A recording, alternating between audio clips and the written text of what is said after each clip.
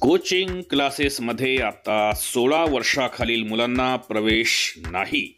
म्हणजेच इयत्ता 10वी पर्यंतचे सर्व कोचिंग क्लासेस होणार बंद. केंद्राच्या नव्या मार्गदर्शक सूचना जाहीर. तर नमस्कार मित्रमैत्रिणींनो, मी आहे तुमचा दोस्त आणि या चॅनलचा होस्ट मनोहर आणि आपण बघत आहात माझं यूट्यूब चॅनल एज्युकेशनल मनोहर. तर केंद्र सरकारने अतिशय महत्त्वाचा निर्णय पालक आणि त्यांचे विद्यार्थी यांच्या बाबतीत घेतलेला आहे. तर कोचिंग क्लासेसमध्ये आता 16 वर्षाखालील मुलांना प्रवेश देता येणार नाही. म्हणजेच ज्यांना कुणाला कोचिंग क्लासेस चालवायचे असतील तर त्यांना इयत्ता 11वी नंतरचेच कोचिंग क्लासेस चालवता येतील.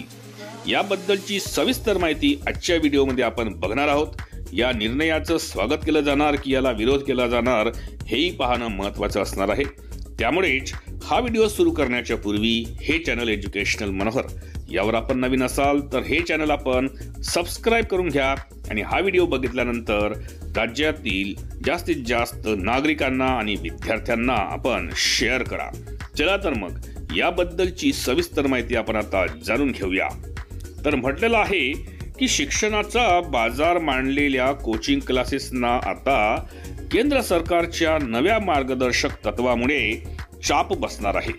कारण सरकारनं आणलेल्या नव्या नियमावलीनुसार 16 वर्षाखालील मुलांना कोचिंग सेंटरमध्ये प्रवेश देता येणार नाही. तसेच चांगले मार्क्स आणि रँक मिळवून देण्याची दिशाभूल करणाऱ्या जाहिरातीही करता येणार नाही. म्हणजेच इंग्लिशमध्ये सांगायचे झाल्यास No intake of students below 16 years. Government guidelines for coaching centers. केंद्रीय शिक्षण मंत्रालयाकडून याबाबत मार्गदर्शक सूचना जाहीर करण्यात आल्या आहेत. कोचिंग सेंटर्सना नियमन आणि त्यांना कायदेशीर चौकटीत आणण्याची गरज होती.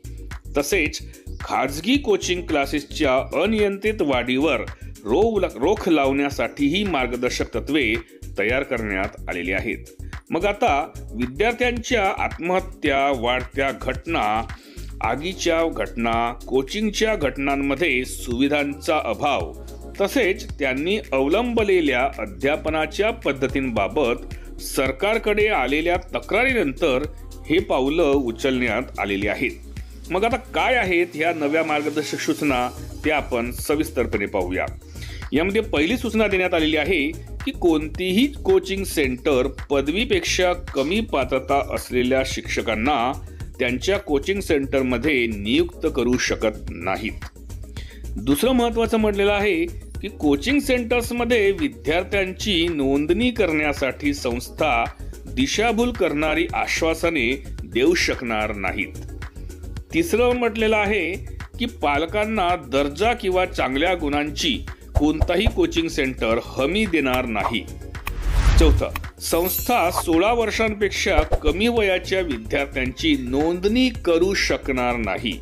म्हणजेच एकंदरीत आपण म्हटलं तर 10वी पेक्षा कमी वर्ष किंवा 10वी पेक्षा कमी वर्गाच्या विद्यार्थ्यांना आता कोचिंग देता येणार नाही. यामध्ये 5वा नियम म्हटलेला आहे की विद्यार्थ्यांची नोंदणी ही माध्यमिक शाळेच्या परीक्षेनंतरच व्हायला हवी. दिशाभूल करणारी जाहिरात कोणतीही कोचिंग संस्था करू शकणार नाही. कोचिंग सेंटर्स नैतिक पतनाच्या गुन्ह्यासाठी दोषी ठरलेल्या कोणत्याही शिक्षक किंवा व्यक्तींची सेवा घेऊ शकणार नाही. म्हणजेच ज्या शिक्षकांवर नैतिकतेची किंवा इतर कोणतेही गंभीर गुन्हे आहेत अशा शिक्षकांना कोचिंग सेंटरमध्ये शिकवता येणार नाही किंवा त्यांची सेवा कोचिंग सेंटर्सना घेता येणार नाही. या मार्गदर्शक तत्वांच्या समुपदेशन प्रणाली असल्याशिवाय कोणत्याही संस्थेची नोंदणी केली जाणार नाही. आणि एक शेवटचं त्यामध्ये सांगण्यात आलेलं आहे की कोचिंग सेंटर्सकडे जो ट्युटर ठेवण्यात आलेला आहे त्याची पात्रता, अभ्यासक्रम पूर्ण होण्याचा कालावधी, वसतिगृहाची सुविधा आणि आकारले जाणारे शुल्क यांचा अद्ययावत म्हणजेच अपडेटेड डाटा किंवा तपशील असलेली वेबसाईट असणे गरजेचं असणार आहे. तर एकंदरीत या 9 नियमावलीच्या आधारावर कोचिंग सेंटर्सवर एक प्रकारे या ठिकाणी नियंत्रण ठेवण्याचा किंवा त्यांना नियंत्रित करण्याचा प्रकार केंद्र सरकारकडून करण्यात आलेला आहे आणि यामध्ये सर्वात महत्त्वाची बाब ही असणार आहे की इयत्ता 10वी पर्यंतच्या विद्यार्थ्यांना कोचिंग सेंटर्समध्ये प्रवेश देता येणार नाही, म्हणजेच त्यांना ट्युशन देता येणार नाही।